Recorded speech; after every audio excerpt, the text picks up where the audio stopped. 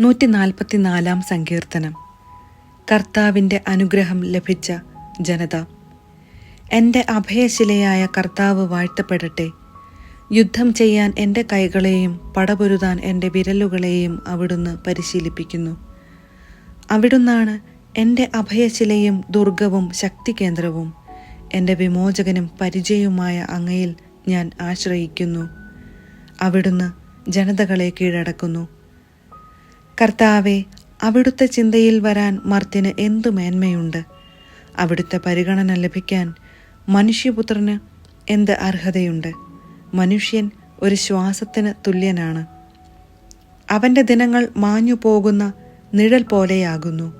കർത്താവെ, അങ്ങ് ആകാശം ചായിച്ച് ഇറങ്ങി വരണമേ. പർവ്വതങ്ങളെ സ്പർശിക്കണമേ, അവ പുകയട്ടെ. ഇടിമിന്നലയച്ച് അവരെ ചിതറിക്കണമേ. അസ്ത്രങ്ങളയച്ച് അവരെ തുരത്തണമേ. ഉന്നതത്തിൽ നിന്ന് കൈനീട്ടി എന്നെ രക്ഷിക്കണമേ. പെരുവെള്ളത്തിൽ നിന്ന്, ജനതകളുടെ കയ്യിൽ നിന്ന് എന്നെ രക്ഷിക്കണമേ. അവരുടെ നാവ് വ്യാജം പറയുന്നു. അവർ വലത്തുകൈ ഉയർത്തി കള്ളസത്യം ചെയ്യുന്നു. ദൈവമേ, ഞാൻ അങ്ങേക്ക് പുതിയ കീർത്തനം പാടും. ദശതന്ത്രി നാദത്തോടെ ഞാൻ അങ്ങയെ പുകഴ്ത്തും.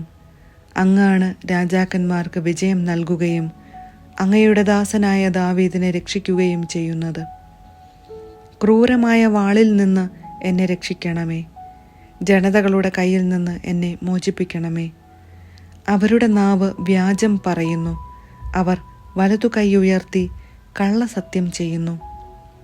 ഞങ്ങളുടെ പുത്രന്മാർ മുളയിലെ തഴച്ചു വളരുന്ന സസ്യം പോലെയും ഞങ്ങളുടെ പുത്രിമാർ കൊട്ടാരത്തിനു വേണ്ടി കൊത്തിയെടുത്ത സ്തംഭം പോലെയും ആയിരിക്കട്ടെ. ഞങ്ങളുടെ അറപ്പുരകൾ എല്ലാത്തരം ധാന്യങ്ങളും കൊണ്ട് നിറഞ്ഞിരിക്കട്ടെ. ഞങ്ങളുടെ ആടുകൾ ഞങ്ങളുടെ വയലുകളിൽ 1000-ങ്ങളും 10,000-ങ്ങളുമായി പെരുകട്ടെ. ഞങ്ങളുടെ കന്നുകാലികൾ വന്ധ്യതയോ അകാല പ്രസവമോ ഇല്ലാതെ വർദ്ധിക്കട്ടെ. ഞങ്ങളുടെ തെരുവീഥികളിൽ ദീനരോദനം കേൾക്കാതിരിക്കട്ടെ. ഇപ്രകാരം അനുഗ്രഹം ലഭിച്ച ജനത ഭാഗ്യമുള്ളത്. കർത്താവ് ദൈവമായുള്ള ജനത ഭാഗ്യമുള്ളത്.